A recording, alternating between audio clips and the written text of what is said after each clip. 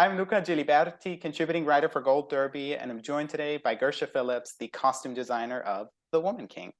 So, Gersha, I read that you and Gina Prince Bythewood, who directed the movie, of course, really had to become detectives during the research process for it because Yes. you had to parse through a lot of Eurocentric, very dehumanizing accounts of the Agojie. So, walk me through that process and how you found accuracy in all of that material. Yeah, I mean, like you said, I mean, I think there was accuracy in it. It was just, Mhm. going through the other things to get to the accuracy. And because they're, in terms of the descriptions of what they wore, they were always very limited, especially the Agojie specifically. Mhm. It was just trying to decipher through the other stuff that you didn't really want to read and get to the facts of it. And I think one of the things we did do is when I was doing the research, I kept looking for a description of these Agojie and these cowrie shell Mm. breastplates Mhm. that was described in the script. And they are, I think they come from when you first Google the Agojie, the pictures that come up are those pictures of them with the plumes in their head, the chest plate, the red and white skirts. And what we realized is that those I could not find that costume or that uniform described anywhere. Mhm. And then what we realized is because when you first find it, you don't actually see the headings on the page or all the subtext around what it actually is, because it does actually Interesting. say, now that we've got the true ones, it does say Agojie at the World Trade Fair. They first, I think, appeared in the one at London, and then they went to Paris and to, I think, even the United States. I'm not sure for sure of Wow. that, but we didn't have that totally qualified really until the historian was brought on, which was much later in our journey. So, I was just always this inkling of mine that I was like, I couldn't find this description anywhere. And I told that to Gina and I said, I just can't find it. I just don't know if this is real. This is what's being described. And there were some rough illustrations Mhm. of, what we were seeing. So, and then there were some, there are some early pictures of Agojie dressed, not necessarily in battle gear per se, because you can't really tell because they weren't really uniformed. Gezo Mhm. was the first king to uniform his warriors, but it wasn't until a little later than what our film actually takes place in. But just to make our lives a little simpler and also to create something that we could manufacture easier, and also give the coverage that was required for our rating for the rating that Sony wanted to have the film Yeah. in, that we had to create a uniform that would work and also that covered the areas that need to be covered. So that was, I mean, just all that to say that yes, the journey, it was really interesting. And I mean, we did find some more pictorial references. And that was the other thing, like the drawings were Mhm. also sort of caricaturized Right. and Of a little course. offensive, not always, but sometimes they were. So you had to sort of like look at the details without looking at the way they drew the head or all the other things. And then so we found there was a book that Akeen, our production designer, recommended that was Mhm. called Two Trips to Gazo, I think it's called, or something like that. Okay. And then the other book, which was really great, Amazons of Black Sparta, was a good book to use. And then the other one was a book called Images of Dahomey, which was a French photography book that was Yeah. really amazing. Have you seen it?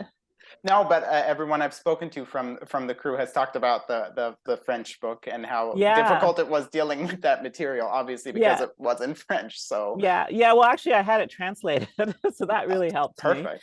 Yeah, I know, because at the time I was working on a show. When I started, at least the early research, I was working still on Discovery, and I had a French Ah, technician working with me, and I asked her on her off time to translate it for me, which was really helpful because in that book it is from 1906, so it's almost a okay. decade later, a century later than we are. But I felt like the images were pretty, not a century, a year, year, how many years is that? It's quite a few years, Almost. almost.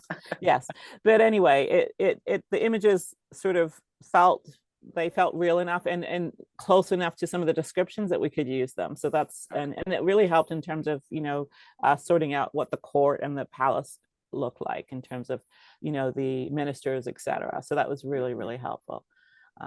Yeah, so Yeah. that's a little bit about the research. No, that's a really fascinating process, and Mm, have to imagine that it really just was so difficult to find accuracy in there. yeah, You know, yeah, to yeah. get to that point where you can take something from it. And let's talk Mm-hmm. about some of the details that you were able to glean from your research, Mm-hmm. starting with for the lack of a better term, like everyday outfits of the Agojie, because I'm Mm-hmm. very curious about like the different colors and the dominance of vertical lines and stripes in both the Mm-hmm. warriors and new recruits outfits, which I picked Yes, up on yes. upon rewatch. Did Uh-huh. you find those details in your research? Yes, it actually came from some really great images that the art department found again from a museum in Paris called the Museum d'Orsay. And they had pictures of one of Gezo's ministers, I think in particular. I can't remember what he was, but he had, and it had the vertical stripes in it on the uniforms. And it also described the way they were made, that they were made from the 10-centimeter wide strip weave cloth. And, they were paneled together. So that's what we used to get that particular thing. And also there were some color ones also that we found that because one was the blue and green, which is what we ended up using for our Agojie, our male warriors for their palace tunic. And then the colors that we came up with the women's, really what happened was is that in the illustrations and the descriptions, it always said that they were red, white, and blue. And when I showed that to Gina, and we had some tests done of it, she just felt it looked too, it didn't look African enough for her. So she wanted to, was like, what can we do to make it look more African? So we looked back at that other sample that was from the museum, and it had the yellow and the sort of like the tealy green. And so we added those colors into our red, white, and blue, basically. And that's how we turned up with our colors. And then we had our fabrics like woven in northern Ghana forests and carried over in all kinds of different fashions and made those tunics. Yeah. So yeah. And then the other things we did was, in order to create ranks for the like, so Viola stood out differently as the commander in chief. We sort of added embroidery details to hers. Amenza's has white embroidery on hers as a nod to her spiritual leader role, and then Azogi's are always sort of like a step below Naniska's because she's in that leadership position. Not leadership, but junior leadership position. So we always sort of did that as sort of like her. It actually just happened sort of naturally. It was really interesting that some things just fall into place like that, because it's not like through a lot of planning per se, but it does sort of, when you get to those beats, you're like, oh yeah, this makes sense to do this here, and that's that. And then always trying to keep the Megan and Naniska balance too in terms of that their look and their visuals. And then for the recruits, I think it was written, I believe, that the description in the script was that their costumes were made out of a beige sack-like cloth or something like that. I can't remember the exact description. So we were looking for something that nodded to our leader Agogies, but just sort of did have a notch down. So the coming up with the white was sort of like, no, it's really an off-white. It with HD and the blowout of the light and the natural sunlight that we were dealing with, things look a lot lighter than they did in person. But I think we chose those colors because it sort of just had that like little simpler. It still made them smart and gave them something to be proud of wearing, but then it was obviously they still had somewhere to go in terms of getting the full rank of the Agojie ones, the leader ones. So yeah. Yeah. And I read that the actors like got to select their own accessories to sort of, adorn their costumes, which I think is such a great approach, right? Because, not only does it lend individuality or distinctiveness to these costumes, but, it also includes the actors in this whole process of building character. And who knows the characters better than the actors themselves, right? Yeah, and that actually came about because Gina had asked me to dress the actors that were auditioning for Nowie, and she had said that when we did that process, she said, let's just put all the accessories on the table and let them pick their own. And I was like, that's such a great idea. I love that idea. So then we incorporated into it. They didn't pick all their accessories, like they had similar things, but what we did was they were allowed to pick the symbols that we put on them. So everything we embossed into their uniform, into their leather pieces and so on, they got to pick in their jewelry. And also like, they were able to pick like what they wanted to put on their jewelry, for instance, especially when we got to the higher ranks, we let, Agojie and Amenza, they were able to pick those, Sheila and Lashana, and pick their things. And, you know, one of the really interesting things was, you know, the process of how they picked and you know, what they were drawn to, how Lashana would pick basically what Viola picked, just naturally, you know what I mean? That always happened. And so you see that echo happening all the time. And, you know, Sheila picked different things, you know, that were more spiritually minded. And then also, you know, the people that came back and said, oh, I need to change that. Can I change that? Is it too late to change? I want to pick something else. So yeah, no, it was really great. And they were really excited to have that process. I feel like it was a great idea. And I'm glad that we incorporated it into our process. Yeah, absolutely. And I think that's even nice for viewers to go back or audiences to go back and look at the details. I think that it Yeah, makes it definitely. even more Yeah. interesting. And, you know, that's a perfect segue to my next question, because you already mentioned that you wanted Nanisca, or, you know, Viola Davis, to stand out as the leader, you know, but at the same time, you know, was there ever the intention to incorporate Nanisca's, you know, past, her trauma, her vulnerability, etc., in some way in her costumes, especially in some of those more private moments, like, you know, when she's in her night outfit, you know, was Yes, there ever that? exactly. There was definitely a decision to sort of like pare her down and have her more vulnerable in those scenes, for sure. You know, I think um, there's a couple like that, right, in her bed scenes that are like that, you know, and she even takes off her hair, she wraps her head Yes. and all of those things. And so, and you know, Viola was involved in those decisions, Gina, everybody came to, you know, we all sort of collaborated and talked a bit about it and came up with what we came up with. So I think, you know, again, that just shows the power of us all working together and collaborating and so on. So it was, you know, it was great. There were, like I said, there were some really great times. It was the thing is, what I remember mostly was that first, you know, couple of weeks just before we were shooting, because what happened, our offices were set up in Cape Town, and we had to move to Bonamanazi, which is KZN, and so it's like 5 hours away, and you know, it's a 2-hour plane ride, so we had to take everything up and pack and carry it up. So we lost a couple days on one end, and then it was unpacking and setting up in it when we, you know, we were in a tent, which I think at the time I didn't know we were going to be in a tent. I thought we were going to be in this building, but our offices were in the building, but like the sewers and all the builders were outside in this tent. So it was just setting that up, and you know, it was raining when we were setting up. It was just like, it was a little bit of mayhem.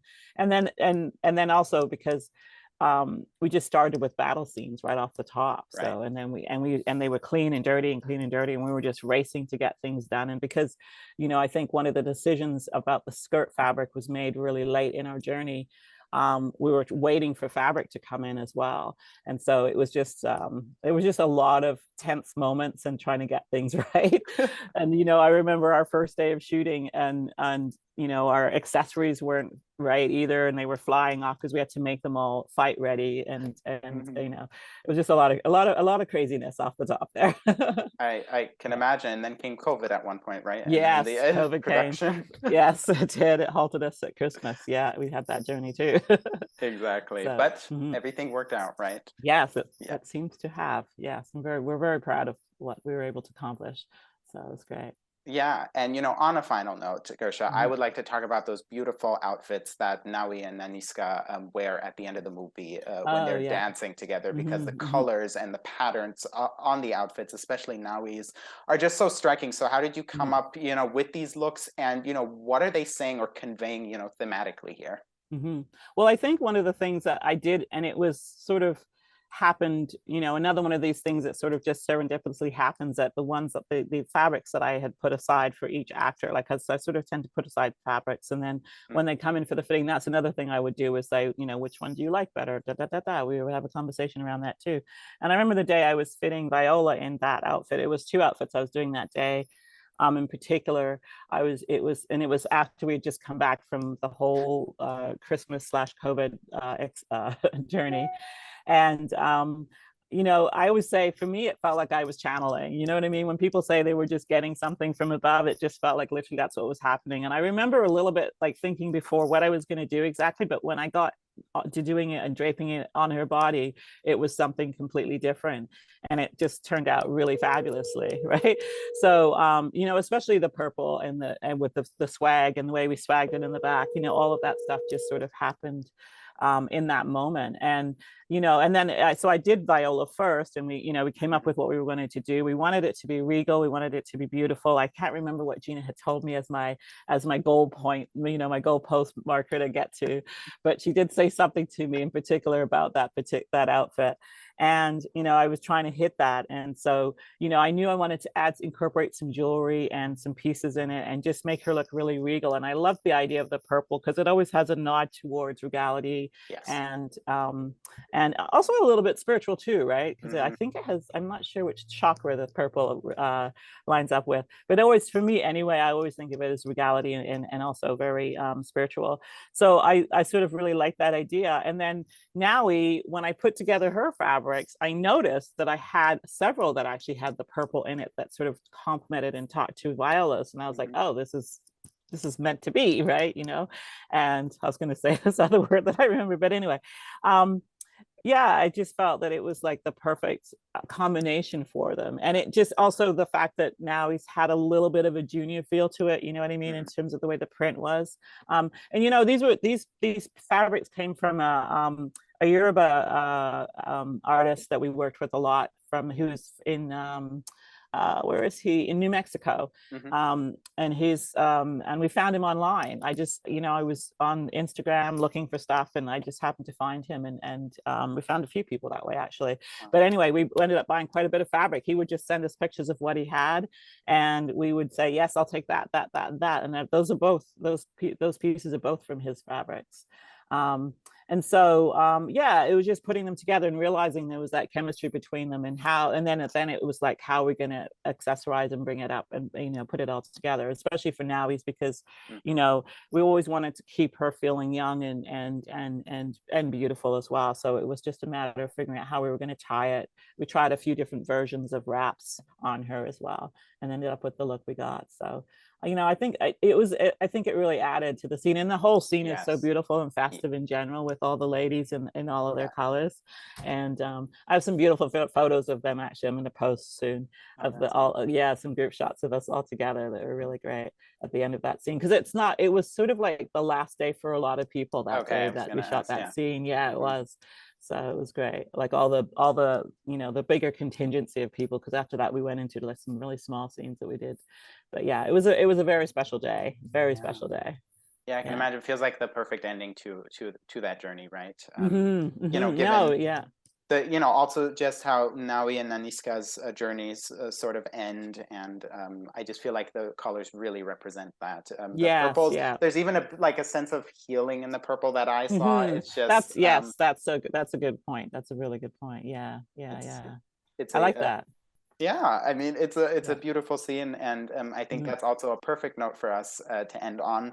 Thank you so much for your time today and for walking me through your process. It was very fascinating, and congratulations on your Critics' Choice Award nomination that you received yesterday, and on the massive success of this movie.